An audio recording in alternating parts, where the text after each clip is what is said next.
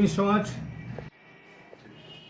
অজিত মাহাতো আজকে দীর্ঘ কয়েক বছর যাবত আন্দোলন করছে এবং সেখানে আমার পরিষ্কার কথা, আজকে মাহুরডোলা দিল্লি যখন যায় সেখানে 90 লক্ষ টাকা আমাকে খরচা করতে হয়েছে।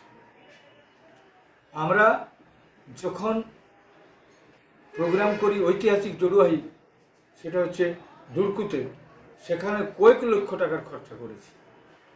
আমরা যখন হুলুলি টানে মিটিং করি সেটা কয়েক লক্ষ টাকা খরচা করেছি, কোটি টাকার কাছাকাছি। তো আজকে অজিত মাহাতোকে নির্বাচনের প্রাক্কালে এটা পরিষ্কার কথা হচ্ছে টিএমসি পুরা গভীর ষড়যন্ত্র। কারণ আমি ওপেন বলেছি যে সরকার আমাদের উপর অত্যাচার, যে উৎপীড়ন চালালো, তৈরি করে প্লেন করে পুলিশ দিয়ে হ্যারাস থেকে শুরু করে শিশু বৃদ্ধা কাউকে বাদ দেয় না, তার বিরুদ্ধে আমরা ঘোষণা করেছিলাম 8ই অক্টোবর একটি ভোট টিএমসিকে দিব না। এবং তারই ষড়যন্ত্রে আজকে মাননীয় অভিষেক বন্দ্যোপাধ্যায় এমপি আর আমাদের টিএমসি দলের যে একজন সাধারণ সম্পাদক নাকি কেন্দ্রীয় কমিটি, আর সেইখানে আসে আমার বিরুদ্ধে ষড়যন্ত্রমূলক ছাড়া কি হতে পারে, আমাকে টার্গেট করে বলছে যে অমিত শাহের সাথে ডিল হয়েছে।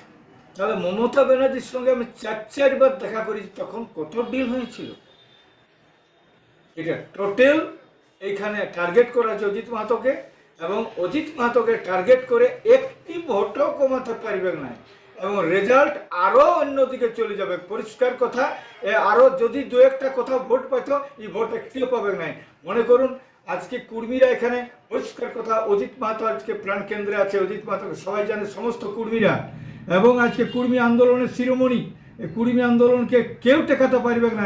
আগামী দিন এসটি হচ্ছে এবং জাতিসত্তার দাবি আদায় হচ্ছে, এবং এই ভাইরালটাই আমাদের সবচেয়ে বড় কাজ হবে। কারণ এটা অত্যন্ত নিন্দনীয়, ন্যাক্কারজনক, ষড়যন্ত্রমূলক এই ঘটনা। কর্মী জাতিসত্তার দাবিকে কিছু করতে পারবে না এবং অজিত মাহাতোকে ব্লেম দিতে পারবে না। এটা মিথ্যা, প্রতারণা, ধড়িবাজি, বেইমানি, যত কিছু করছে, এই ঘটনার তীব্র নিন্দা করছে। দেখা গেল যে অজিত মাহাতোর বাড়ি থেকে প্যাকেট টাকা, সেটাতে দাবি করেছে নাকি তৃণমূল কংগ্রেস ভাইরাল করেছে। আমি একটা কথাই বলতে চাই, তৃণমূল কংগ্রেস কি অজিত মাহাতোর ঘরে ওখানে গিয়ে ছবি তুলে নিয়ে এসছে?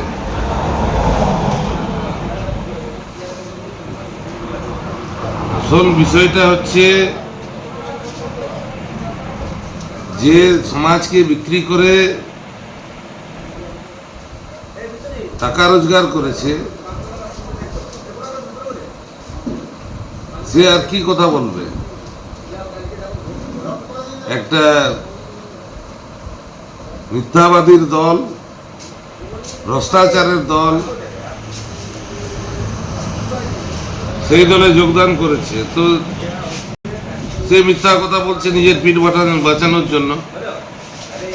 এটা সম্পূর্ণ মিথ্যা এবং ভিত্তিহীন এই দাবি। জনসাধারণ দেখছে,